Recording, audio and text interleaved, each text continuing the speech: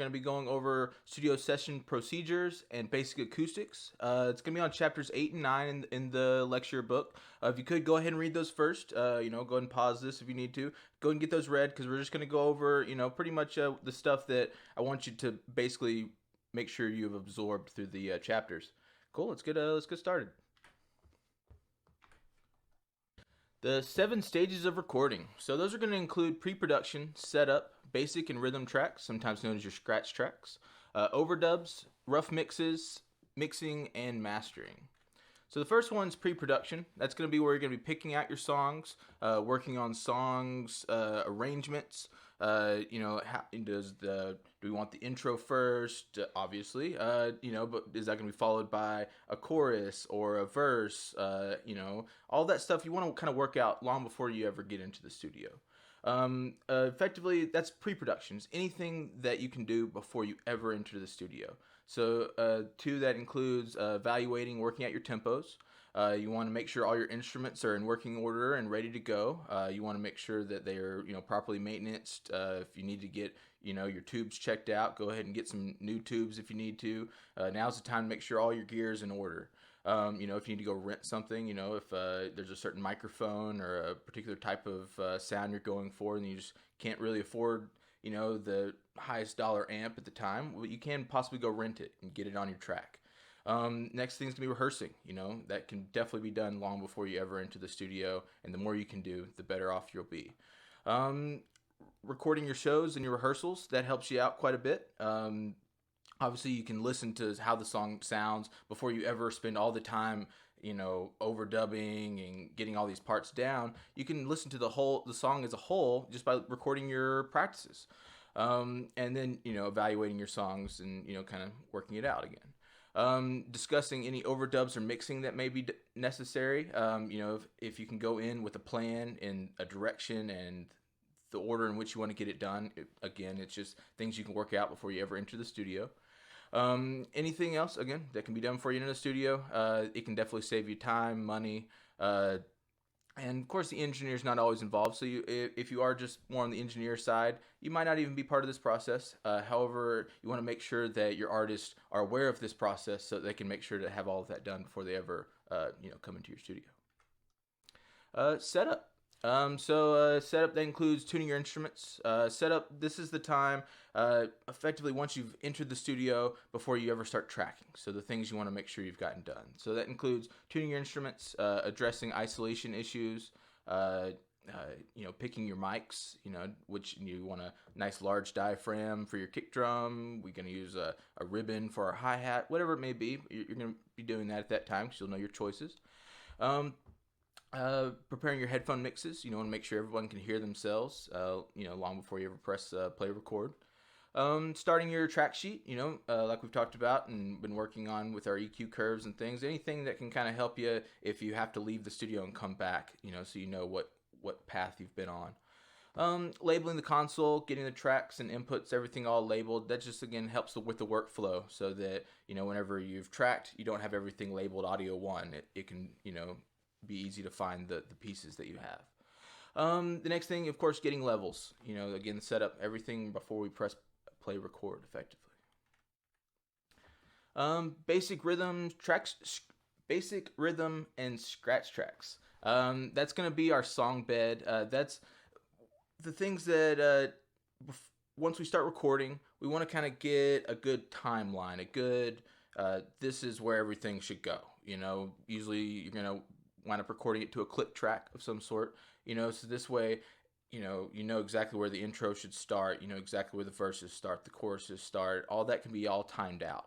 And you want to just kind of get that as solid as possible because, it's your foundation. You want to make sure it's in time, it's in tune.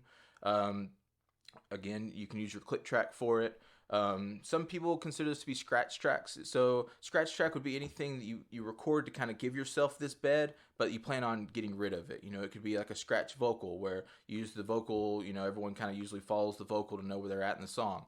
Well, if so, you can lay down a basic scratch vocal, and then once you're done with that vocal and you're ready to record your permanent vocal, you can get rid of that scratch vocal. You want to make sure you do any indications for multiple takes. So if during the scratch track phase, you're taking multiple takes, you want to make sure you're indicating which ones you like. So that way you don't get to the end of it and have to go listen to each and every one of them again if you have a good idea of which one you think is, the better foundation. And of course, you want to make any corrections before you start layering on top of your foundation. So this is just, you're building that bed, that foundation, and then just going to start stacking on top of it. The stacking on top of it is what we refer to as overdubs. Overdubs are where we're going to fix anything that needs fixing, such as wrong notes, any sort of bad tuning, just a piece that was played wrong. We're going to go back and just re-record it. Sometimes it can be that you didn't record it in your basic or scratch track. They could be like solos, where you're just overdubbing the solos. Vocals, a lot of times, those are going to be done via overdubs. Any sort of doubling of vocals or guitars, things of that nature, things to make it sound thicker and fuller just by playing it again. Any additional instruments, if you got trumpets, horns, anybody's coming over, you can throw that on in the overdub phase. Make sure you edit and clean up as you go. That way you aren't just sending a mess to the mix engineer. You want to just make sure that it's all ready to go, or if you're going to be doing the mix, that just that easier to transition. And make sure anything that is recorded after the basic rhythm tracks, overdubs are anything that is recorded after a basic or rhythm track is established. Rough mixes. Rough mixes are cool. They're for the band to use before the mix is complete. Usually whenever the band's headed home, from a long day in the studio, they want to take home something to listen to, and that would be your rough mixes. It can allow the band to make sure that their parts are correct, that they've got everything down that they want to have down. It can also be something, for finding errors, if they find that, I played this sour note, we didn't catch it while we were recording, but let's go back and get it in another overdub session. We could do that at that point. Or if there's any overdub artists, so like if you have, like I said, horn players coming in, you could send them your rough mixes. They can practice at home. That way, whenever they come into the studio, they're ready to go. Mixing. So effectively, once you've got everything all recorded up and ready to go, edited down, that's where we can start doing some mixing. Mixing is the balance of instruments, any sort of compression or limiting that we're going to be applying, panning, EQ, any additional editing, your effects, automation. Automation is fun. That's where effectively we're able to change parameters over the course of time, whether it be raising a fader during a particular part and then lowering it down during another section. Any sort of changes, that would be automation. Those are fun too. Mastering. So mastering is cool. That's before we ever want to send it out to the world, we usually want to send our mix off to a mastering engineer. They're just going to be that last step before we start sending it to the world. They're just going to make sure that there's no clipping. Make sure that your levels aren't too low, that they can bring the levels up if they need to. But what they're going to be doing is affecting not every individual channel, but the mix of all the individual channels. So all the individual channels will sum to a left-right output. That left-right output is what we're going to record and send to the mastering engineer. Once he gets it, he's going to just make sure that the levels are equal across the songs. The tones are going to be, something normal. Compression and limiting, that's going to be to limit the dynamic range, so your soft parts won't be too soft, your loud parts won't be too loud. We're going to be able to adjust the song order at that point. Any editing, at the end of the song, the intro to the song, if you want to fade in, fade out, that can be done with the mastering engineer.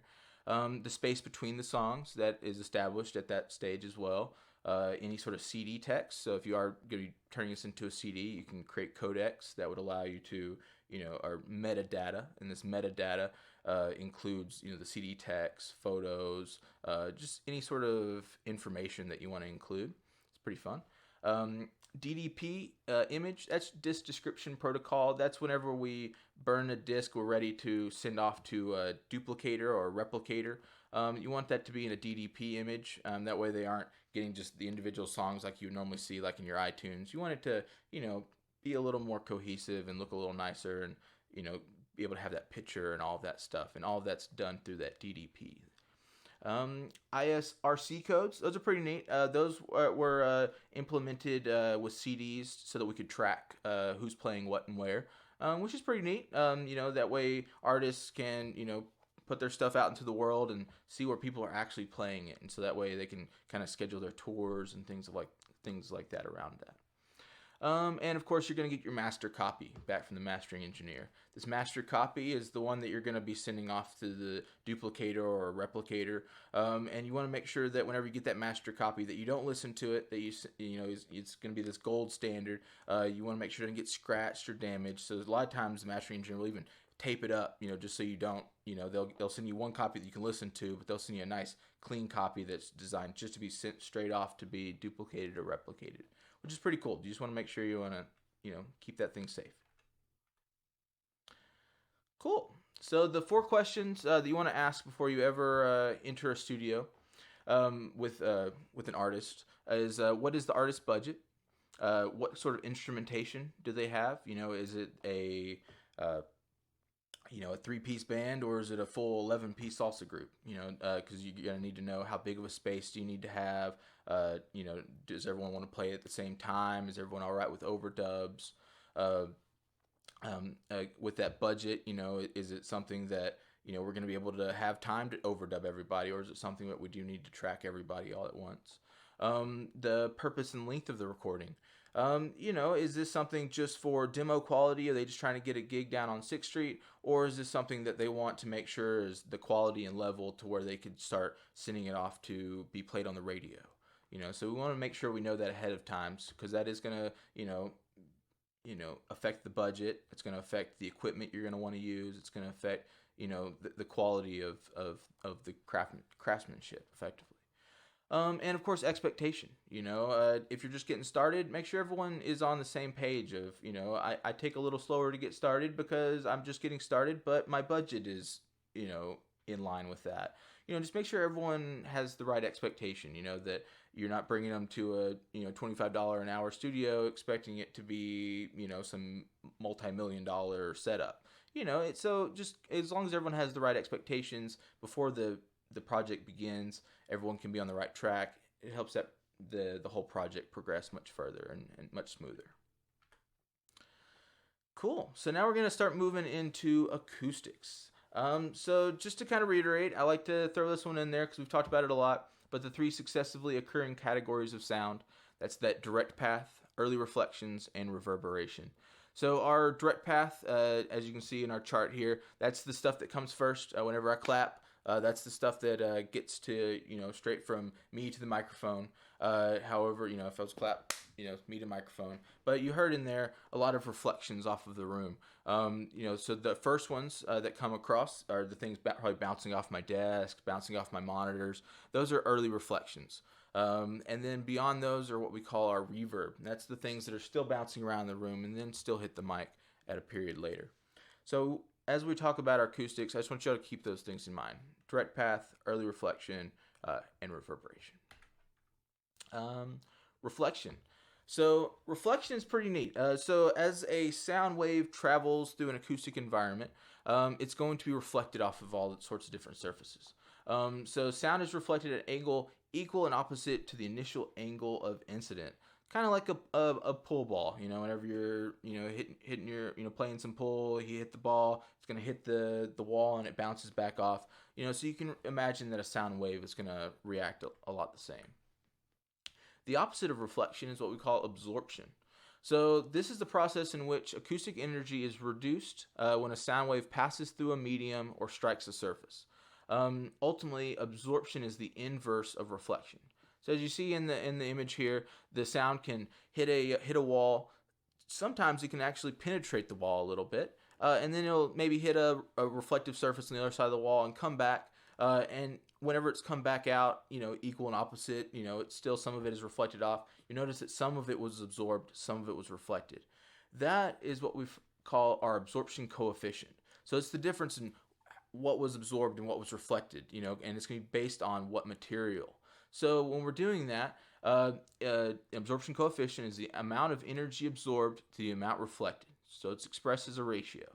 So this ratio, pretty simply, if the absorption coefficient equals 0.25, 25%, that means it's going to absorb 25% and it's going to reflect 75%.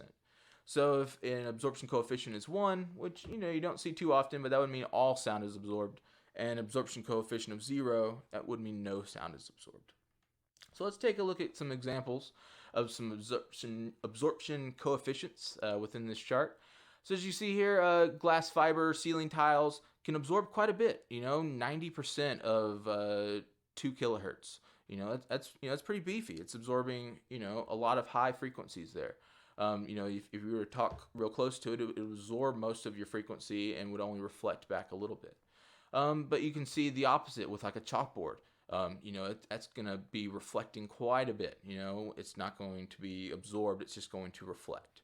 So that's why you want to make sure that, if you're recording in a space and you want to lower your reverb time, maybe put up some materials that are going to absorb, that material. Kind of like even here, my microphones, I've got just some nice padding around it just to absorb some of my frequencies there. Because otherwise we'd have, it would be quite a bit more dramatic. Let's get that. Oop. Get my microphone in the angle here. Either way. Cool. So let's take a look. So some normal materials that you can use just to help combat either high frequencies or hard reflection. That could be, like I showed you this, just a big blanket. Some dense plywood actually absorbs low frequencies a little better than carpet. Light drapes and tile, those are going, to create different atmospheres. So if we've got dense plywood, it's going to absorb low frequency. So then if we put some light drapes in the room, that's going to absorb kind of more high frequencies. And if we have tile, it's going to be real reflective. So if you want a more reflective space, find some tile. The use of heavy drapes to cover your windows if you're getting noise complaints. Just because a lot of, just while you're speaking and things of that nature, a lot of those are high frequencies that can travel just right on through the window there, or low frequencies. So if you put something on your window, it can help you out pretty dramatically, which is pretty cool too. You just want to, you don't always have to go out and buy acoustic, treatment panels and things of that nature to get the job done. Diffraction. Diffraction is another cool physics thing that happens with audio. That's the ability of sound to bend around an object and reform itself. This causes sound that normally travels linearly to bend and travel in other directions. Such as low frequencies are usually the best at diffracting. You can imagine like a car driving down the road and you can hear their subwoofer. That's because that sub sound is able to escape the car, reform itself, make its way through your walls, reform itself, and then you still hear it as the tone that originally was being created out of that subwoofer. So it's pretty neat. So just know that a sound wave can reform itself, which is pretty neat. In doing so, diffraction is pretty neat in the sense. Let's see if I can use my little pointer here. I know this might be a little blurry here, but it does a good job of showing us this. So let's pretend this is the artist, and this is a gentleman happens to get the worst seat in the house, right behind the pole, but he can still hear the sound, which is pretty neat. It's just because he's behind a pole doesn't mean you can't hear it. So that's because of diffraction. It's because the sound is able to bend around an object, reform itself, and you can still hear the artist over here. Another neat thing about diffraction is, let's say we've got a small opening, and you've got a gentleman or person watching, the artist over here, but they've got a big wall right here. Somehow they're like, maybe let's imagine like some sort of soundproof glass wall of some sort. Well, instead of them being able to hear through this wall, they would actually be hearing the sound as though it was coming from this opening. So even though the artist is over here and it seems like it should travel linearly to get to this artist, it's not. Or to get to the listener. It's going to travel to the opening, bend around the opening, and then make its way to the listener. So that way the listener perceives, even though they may be seeing the artist over here, they're perceiving the sound as though it's coming from the opening, which is pretty neat again. Diffusion. Diffusion is another fun physics thing that happens with acoustic waves. It's a way to control reflections in standing waves.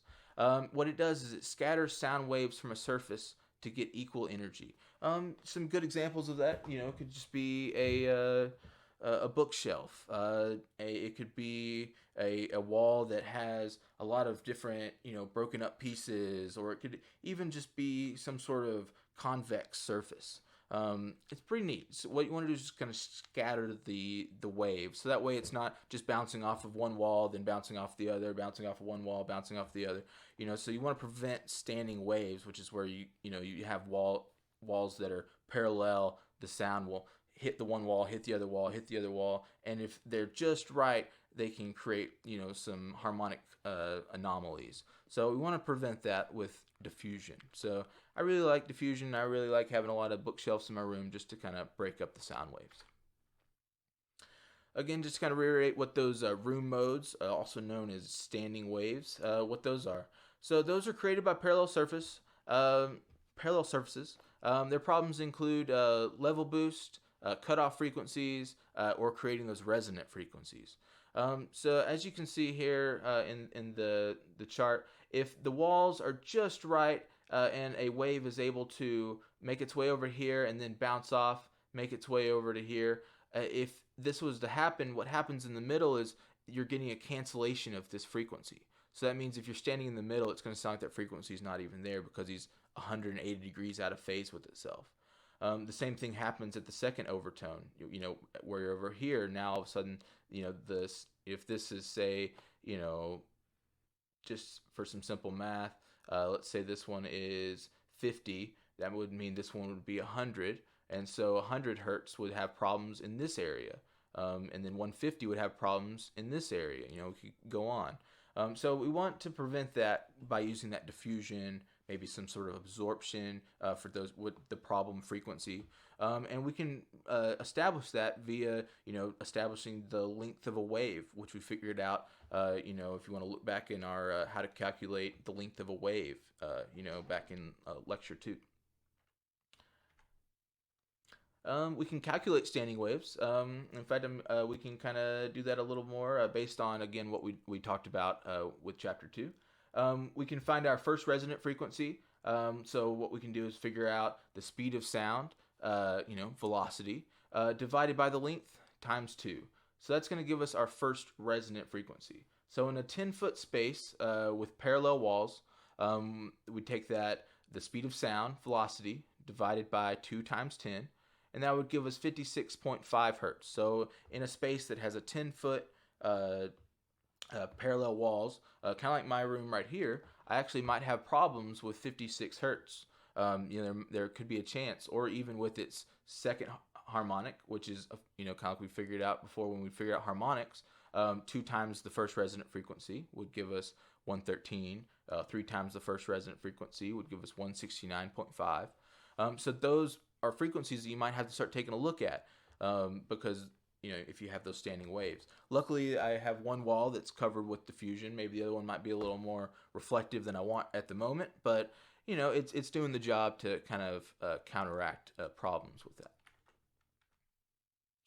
Another thing we can use is our room mode calculator. Bob Gold's has a pretty neat one. Let's see if I can get that pulled up here.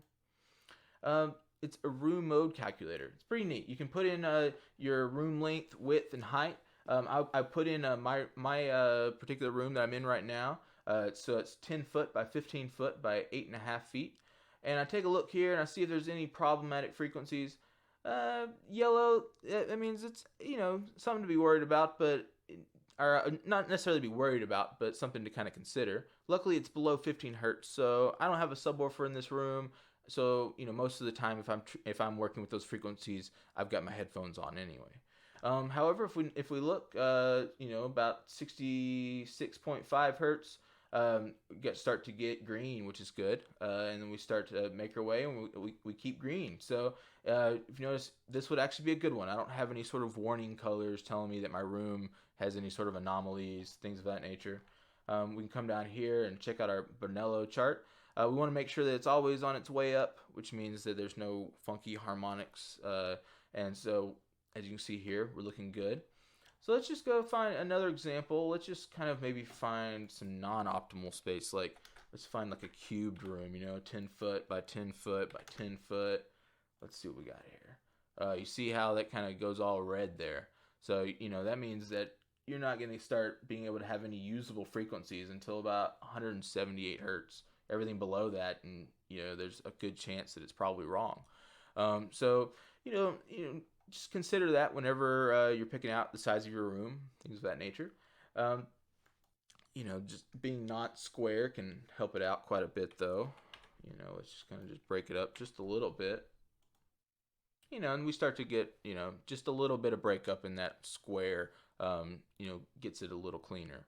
But again, it's just something to consider. And if you do find you're having problem frequencies, let's say this, right here, 112 hertz, we could come back here and go to our absorption coefficient chart, and find something that can kind of absorb those kind of frequencies, something maybe like a gypsum wall board or something.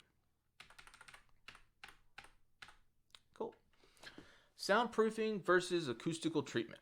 So this is definitely one of those things where a lot of times, you hear people talk about how they want to soundproof their room. I would love it to, where if I'm being loud in this room, for the person in the other room not to have to hear it. However, that gets really expensive. So that's what they call soundproofing. That involves completely isolating the sound so it does not escape the room. A lot of the times, though, what is a little more affordable and can kind of help treat your space would be something just called acoustic treatment. It's not going to prevent the sound from leaving your room, but it's going to make the sound waves within your room just sound a little better. So that could be acoustic treatment. Could involve, that could be bass traps, diffusers, absorption, or even clouds. And let's go over each of those kind of individually here. So we've got bass traps. Those usually go in corners. Those are going to absorb low frequency signals that can cause those standing waves within your room. So if you are having low frequency standing waves, you can treat them with some bass traps, which are pretty cool. Another thing we can use is diffusers. Y'all might even recognize this from Control Room B. We had some of those off in there. And those effectively, again, they just scatter the sound. So if a frequency was to hit that wall, he's going to scatter back. So he's not going to allow a standing wave to be created, because he's not going to just reflect off of that wall and hit the next wall, reflect off of that wall. So we know we're safe with diffusion in the room. Absorption panels, again, these are used to lower the reverb time. So if your reverb time in the room is too large, where things aren't intelligible like you want them, or you're sounding like you're in a bedroom, throwing some absorption panels in the room will help clean that up quite a bit. Gobos. Gobos are neat. Stand for go between.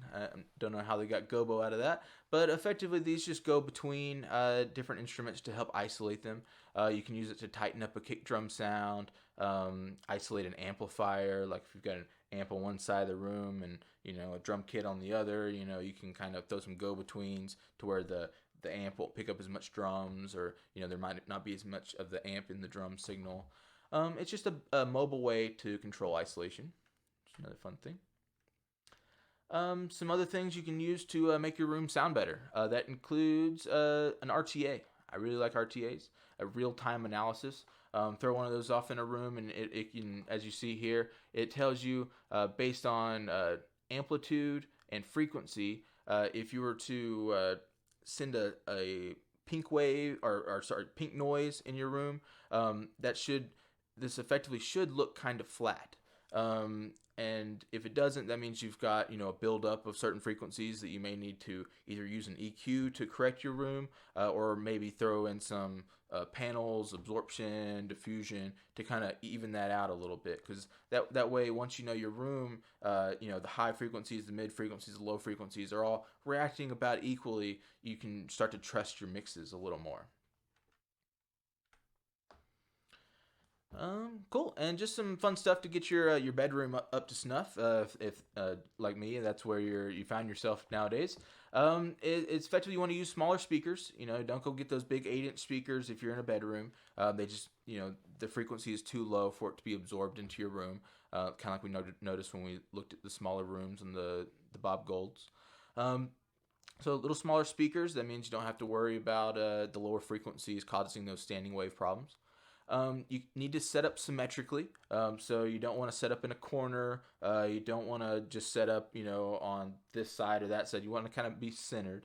Um, Use furniture as bass traps, whether it be, a big, bookshelf that I've got behind me, or, something to kind of just absorb those low frequencies. It helps out. Again, don't set up in a corner or with your back to the wall, because otherwise the speakers would hit the back wall and come back and hit you again. You want to dampen reflections. So again, you don't want your speakers hitting a wall and been doing a lot of reflection. Causing all those standing waves and room anomalies. So we want to dampen those up the best we can. Don't use all the same material. So if you are using some absorption material, you want to make sure you're changing that up and using different stuff, so that way you're not just absorbing all the same frequency, and then you'll start getting little dips in that real-time analysis. You want to make sure you cover your windows, mostly just for your neighbors, but also because glass is super reflective. So just having something in front of that glass will help lower those reflection times. Either use or build bass traps as necessary. So if you are getting big low end build up, maybe putting some low bass traps in your corners. Use diffusion as necessary. Like I said, I've got bookshelves behind me, so as my speakers travel that direction, they don't come back and hit me exactly the same way that they left. And treat walls with absorption as necessary. Again, that's just as needed. And if possible, just remove any sort of noisy appliances. If when you're recording, you don't want to have like a refrigerator in the room or something like that, because you can hear all of that. Cool. And I believe that's the end of our first online lecture. That was exciting. Cool. I do appreciate you guys, and please let me know if you have any questions on anything that was in this topic. And look forward to seeing y'all soon. Appreciate you.